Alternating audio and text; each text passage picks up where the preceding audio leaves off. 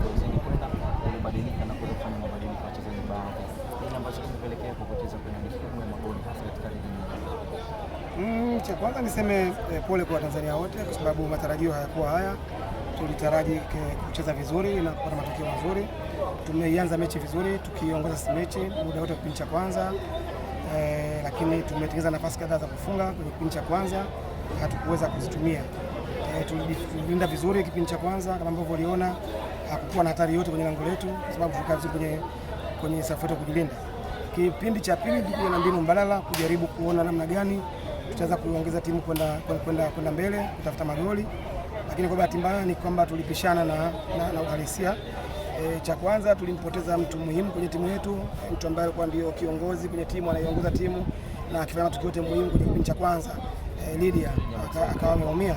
Kwa hiyo wakati tunaendelea kujiorganize kuziba pengo la Lydia namna gani mkuu, tukafanya makosa mepesi ya kuruhusu goli la kwanza, makosa ambayo yaliwafanya wapinzani wetu kuichukua game sasa kuanzia pale na wakaanza kuiongoza game. Kwa hiyo wachezaji wangu hawakucheza vizuri na bado waliendelea kufanya makosa mengine.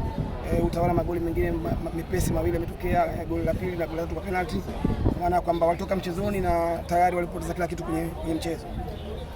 Je, kuna sehemu yote ya mchezo wanahisi ilihitaji mabadiliko zaidi lakini haikuweza kufanikiwa kutokana na yale ambayo umeyafanya katika dakika zote 90? Wakati tunaingia hapa tulimkosa Winifred Gerald, mtu ambaye ndio key player kwenye timu, ndio mshambuliaji tegemeo kwenye timu, lakini kwa bahati mbaya hakuwepo. Kwa hiyo tayari timu ilikuwa na mapungufu kwenye eneo la kushambulia. Kwa hiyo tulijaribu kuangalia tucheze na mastreka wawili tuone namna gani tunaweza kufidia gap la Winifred, lakini haikuwezekana, haikuwa sawa sawa. Bado hatukuwa na nguvu kubwa kwenda mbele na ili tulazima tubadilishe mfumo tena, tujaribu kuona kwamba tuingize watu ambao watakuwa na nguvu na juu, lakini kwa bahati mbaya kwenye mpira huwa inatokea wakati unafikiria namna gani utapata wenzako wanapata, na kwa umri wa wachezaji wetu hawa wakishakuwa wametanguliwa na timu ambayo wanaamini kwa Giant, inakuwa shida kurudi kwenye mchezo. Kwa hiyo naona kwamba tulipotea mara kuhusu goli la kwanza na tukawa tuko nyuma baada wakati kipindi cha kwanza tulikuwa tuko mbele tukiongoza mechi. Leo mmepoteza, lakini mna mchezo mwingine wa marudiano ambao utakwenda kupigwa kule katika jiji la Lusaka nchini Zambia.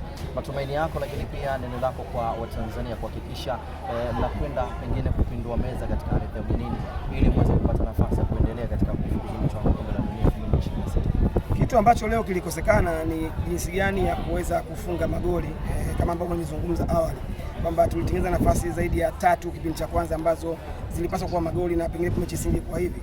Kwa hiyo nataka kuamini kwamba tuna kazi kubwa ya kurekebisha sehemu yetu ya kushambulia, kuhakikisha kwamba tunaweza kutumia nafasi ambazo tunazipata, lakini pia kuimarisha eneo la kujilinda. Tumefanya makosa mengi binafsi kwenye eneo la kujilinda ambayo yametugharimu.